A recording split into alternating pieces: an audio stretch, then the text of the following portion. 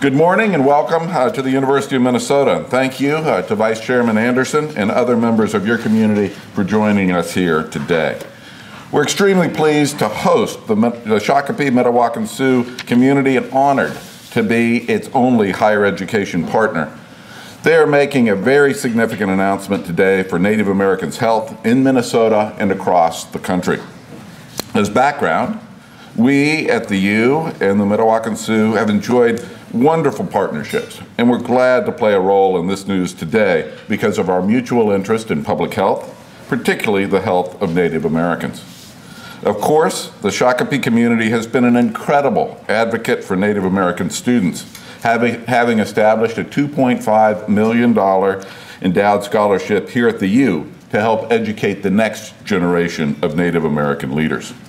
Over the past 6 years, 192 students have benefited from this scholarship program. The Mdewakanton Sioux has also been a great supporter of university athletics, contributing $10 million to the construction of the TCF Bank Stadium and to build the Tribal Nations Plaza, which is an enduring symbol of the significance of Minnesota's 11 Native American tribes. And in fact, Minnesotans should know that the Mdewakanton Sioux's generosity has made it the largest philanthropic benefactor in Indian country nationally for the past 2 decades. The SMSC is also one of the largest charitable givers in Minnesota. The lives and well-being of both Native Americans and non-Native Americans across our state and our country have been improved because of the long-range vision and the good works of the SMSC. I'm grateful to the SMSC Business Council, especially Chairman Vig and his team, Vice Chairman Anderson and Secretary Treasurer Lori Watso for their leadership and their friendship. And so again, thank you for joining us. We're honored to be partners with the Shakopee community, and it gives me great pleasure to introduce to you the Shakopee Mdewakanton Sioux Vice Chairman Keith Anderson to make this important announcement. Keith.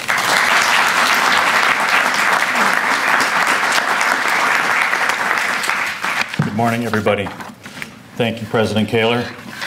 On behalf of the Shakopee Mdewakanton Dakota community and its Business Council, I would like to thank you all for being here today. I'm joined by my fellow council member, Secretary Treasurer Lori Watso, and I bring a message from our chairman, Charlie Vig. He wanted to be here for this exciting announcement, but he had to travel to Washington, D.C., and he extends his regrets. I know that was pretty important for him to go, and I'll be meeting with him later this afternoon in Washington. But we're here to announce our part in identifying poor nutrition, which has been a major problem for tribes in America for many generations. Our ancestors lived in close harmony with the land and were able to sustain a healthy diet, rich in nutrition, high in protein, and very little starch. Of course, many factors have contributed to the loss of our native foods. Decades of poverty and those factors have resulted in poor and inadequate diets for many native families. Native populations now experience increasing obesity, diabetes, susceptibility to disease, health problems reoccurring from generation to generation. The state of nutrition for Native people has been one of silent crisis for generations. Fortunately, there are organizations and individuals working across the country for years to identify the causes of these crises. Tribes, nonprofits, researchers, public health officials, and grassroots advocates. Their work lays the foundation for real, workable, permanent solutions. And that's why we're here today, to give support to these efforts.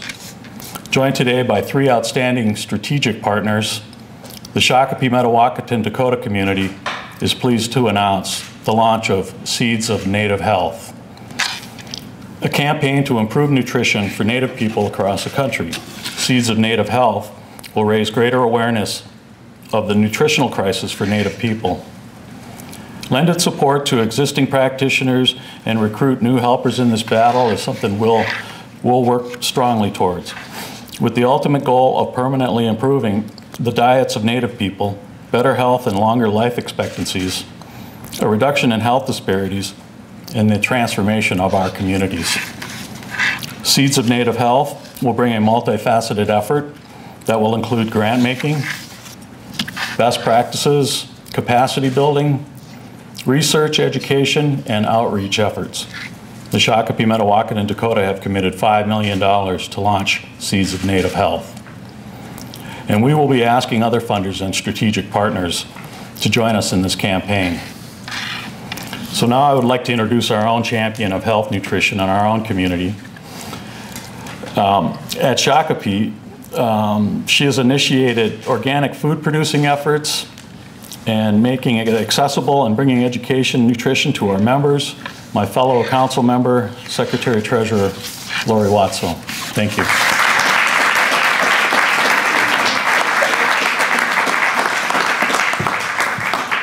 Thank you very much, Keith. That was a very nice introduction. Good morning, and thank you all so much for being here. I'm so honored to be a part of this morning's gathering to launch Seeds of Native Health. I really believe that this will be a game-changing initiative, one that brings together many experts who are individually making strides in Native American nutrition.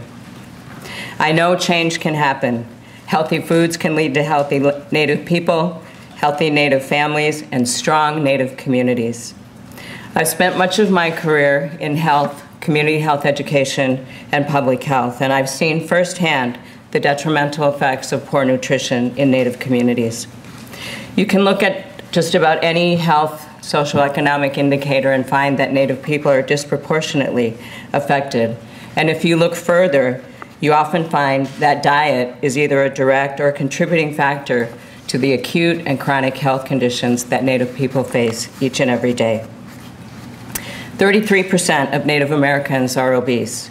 Our people are almost twice as likely to become obese as Caucasian Americans. 15% of Native Americans suffer from type 2 diabetes. That's more than double the percentage of non-natives. And we find in the work that's being done by some of our partners here that about 80% of the battle in fighting obesity and type 2 diabetes lies in inadequate access to healthy food, which is a challenge for all of our communities.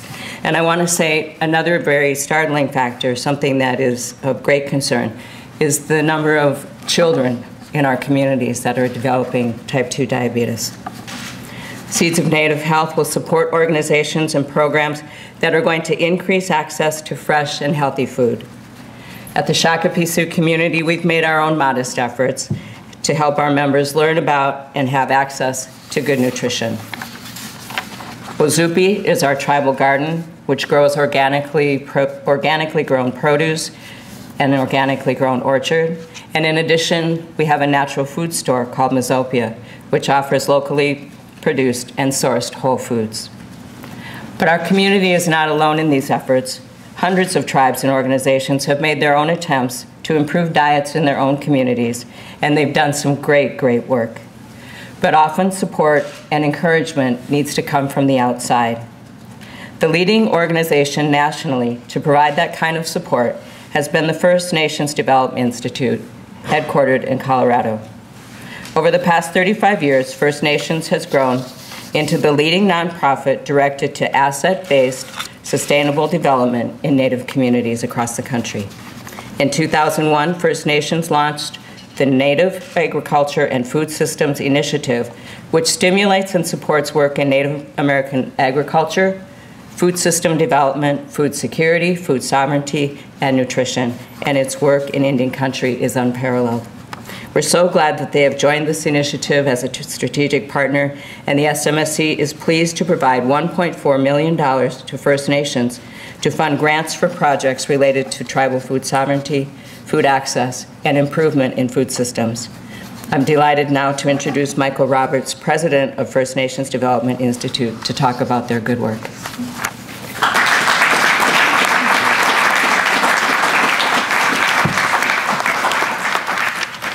Thank you, Lori. And I just want to say thank you to the Shakopee tribe for including us in this initiative, and thank you to the University of Minnesota for hosting this event. Thank you for allowing me to speak today. My name is Mike Roberts. I'm the president of First Nations Development Institute.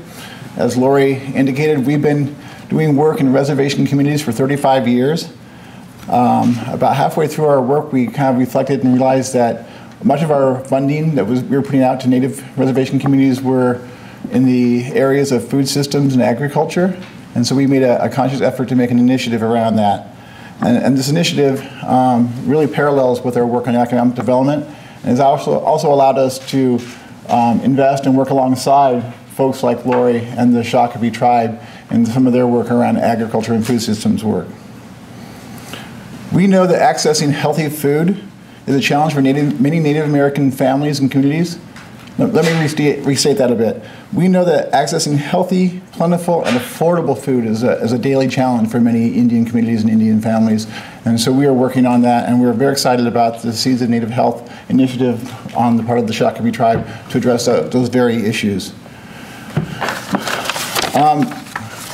In saying that, I'd like to say that it's more than just an investment by Shakopee that makes us proud to be here today. In the Shakopee tribe, we think we found a kindred spirit in the way in which we look at the work that we do and the investments we make. At First Nations, we always tell folks that we don't do the work. We're kind of like the BASF of Indian country, right? We don't do the work, we just make it better, right? So the real work in Indian country, the real work happening to make change in Indian communities comes from the vision of Indian communities themselves. And what we do at First Nations is we provide a little bit of technical assistance, a little bit of finance, and a whole lot of trust in the partners we work with. And working with Lori and the folks at Shakopee, we have found the same sort of spirit of investment.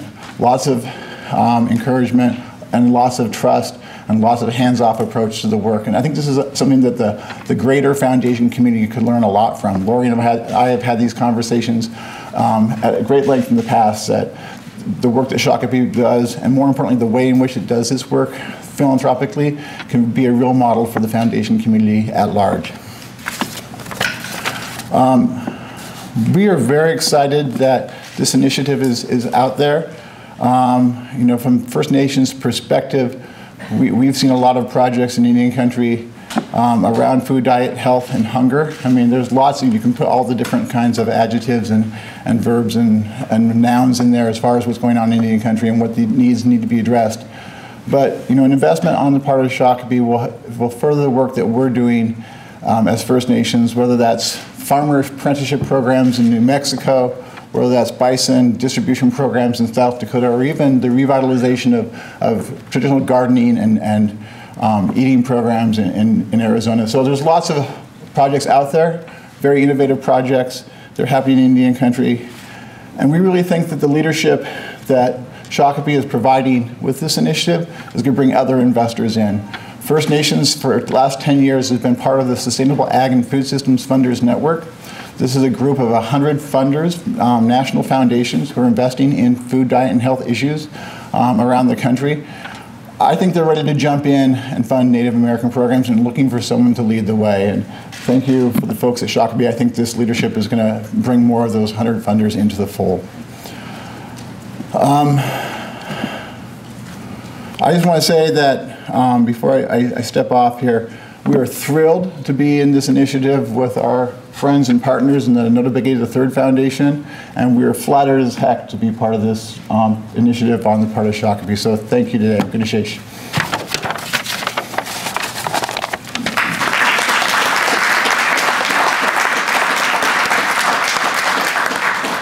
Thank you, Mike. I think your leadership at First Nations will provide us with a great partnership for this campaign, and it's nice to have met you and get to know you, and we'll look forward to working with you. I also think it's important to mention a few things about our community, the Shakopee Mdewakanton Dakota. We have a long and deeply held tradition of sharing and helping others, and it's an integral part of who we are. It is this reason we work closely with our neighbors, the city of Prior Lake, the city of Shakopee, and the county of Scott, and also our efforts to help make positive change occur with our fellow Native American tribes. We also help out other organizations, Native American and others, across the state and the nation. And it's very important for us to recognize that these are our members. that provide these donations. And thanks to our members, they have given over $325 million to tribes and organizations and various causes over the past 30 years. And they have also provided over $500 million in economic development loans to other tribal governments. I'd like to at least recognize some of our community members that are here today. I won't make you stand up or anything, but it's good to see that they're here in support of this initiative, and it's my distinct honor to be able to stand up here and represent them. And we continue to keep our traditions alive and improve the nutrition and the health of Native people across this country. I also have the distinct honor of introducing another strategic partner, Nodabagay III, and also known for his foundation, also known as NB3, was created by his namesake. Four-time PGA winner in broadcast analysis. The NB3 Foundation is the only national Native-led nonprofit dedicated to the health and wellness of Native youth. Much of their efforts are focused on combating childhood obesity and preventing type 2 diabetes. The foundation has served over 24,000 Native families and children since its inception in 2009. Our community will provide the foundation with $1.1 million to support youth-focused nutrition improvement. So to talk more about this, it's my great pleasure to introduce my friend, Nodabagay III.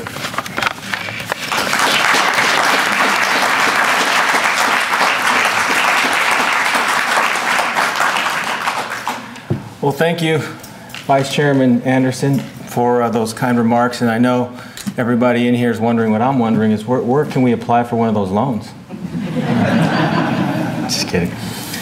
Well, I'm a ex-professional golfer that found his way into the nonprofit sector, and believe me, I've been trying to find my way back ever since. It's a very challenging set of circumstances that we're facing, and it's probably one of the biggest challenges I've ever faced as an individual, as an athlete.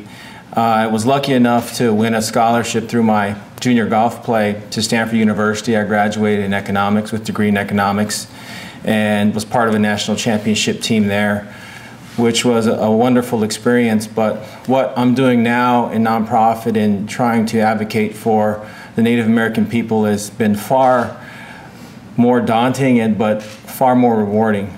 And you certainly can't do those sorts of things without great partners. You can't do that without resources, without strategic planning, and without people that believe in affecting their communities. And that's who we have up here. We have a collaboration of individuals that have a vested interest in nurturing these seeds of Native health. How does a seed become fruit? How does it become a vegetable that is healthy for our bodies? You nurture it, and we're trying to nurture these things with education, with information, with research, with resources. And that's sort of where my degree helped me in developing our strategy at the NB3 Foundation. Is we wanted to base everything off of sound research. We wanted to work with communities that wanted to be true partners and wanted to meet us halfway. One of the biggest question is, how does this health epidemic in this country that our young people are facing, how does it affect us? Me, not just Native people, but me individually. Our healthcare costs are rising at dramatic rates. I don't know if a lot of you, like myself and my family, when you shop for your healthcare plan at the end of the year, it's like, wow, it's going up another 100, another 200 bucks. And it's got to come from somewhere because we can't go without healthcare. And it's 3 times more expensive to deal with the effects of chronic illness than it is to prevent it. And so, just doing the math, if we can educate our young people on how to take care of themselves, why it's important, how to source healthier foods, how to shop at their local grocery stores, how do we address the food disparity issue from a socioeconomic perspective. We talked about social indicators earlier here today. Those are big things that are happening in the nonprofit sector with regard to health and nutrition, is how do we address those things that are having a secondary and tertiary effect on an individual's well-being. And with our work and our research and our partners, I really sincerely feel like we can make an impact in this particular issue. The United States as a whole spends more on healthcare than any other country in the world. We're like the 35th healthiest country. There's an inverse relationship there, and I mean, you don't need to go to Stanford to figure out the math really doesn't equate. But it really comes down to, again, seeds of native health. It all starts with our young people. 1 in 3 kids in this country is obese. And soon 1 in 2 kids in Indian country is going to be obese, which predisposes them to all of these issues, all of these chronic illnesses.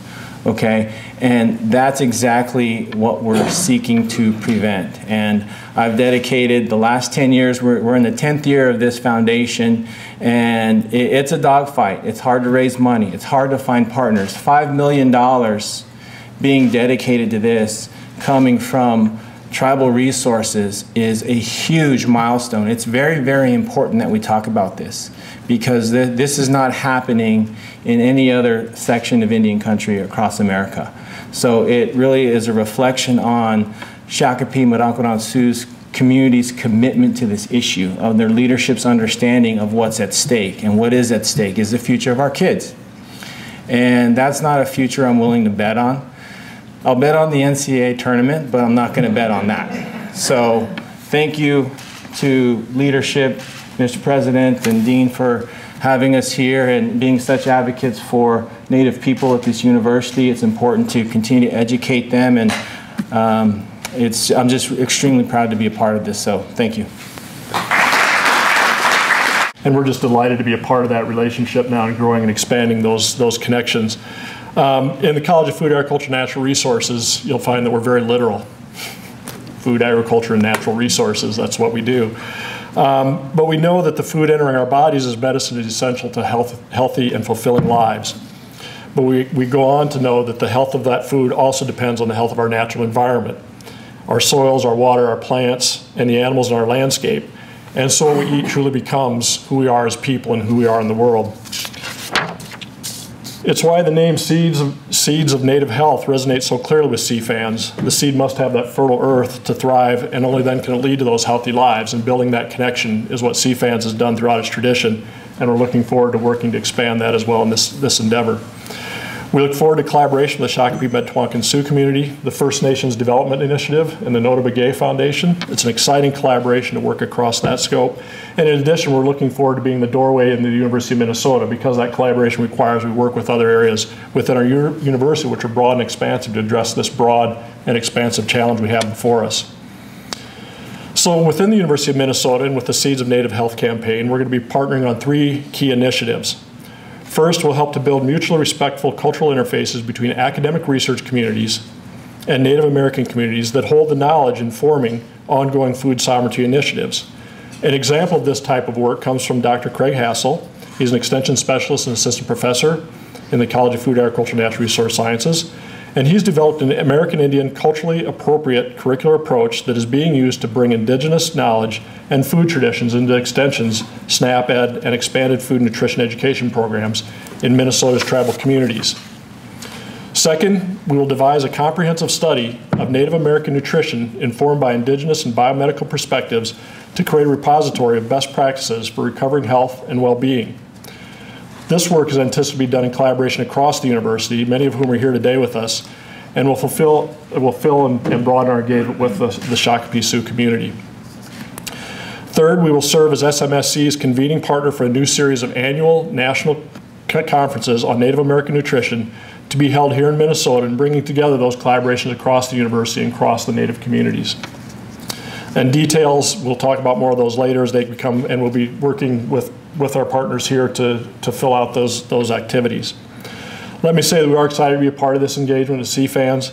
We're excited to be working with the Shakopee Mdewakanton Sioux Community, the Notah Foundation, and First Nations, and I look forward very much to these engaged partnerships.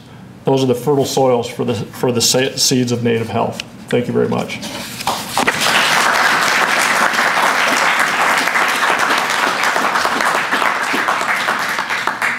Thank you. So we'll wrap up here. I want to take a moment to thank again Michael Noda, President Kaler, and Dean Burr for joining us here and for your organization's collaboration in Seeds of Native Health.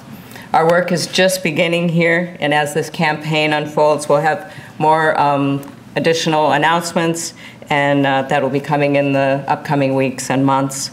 I want to thank you all for being here. Again, I want to acknowledge our community members are here, Native people who came to join us here this morning. Thank you.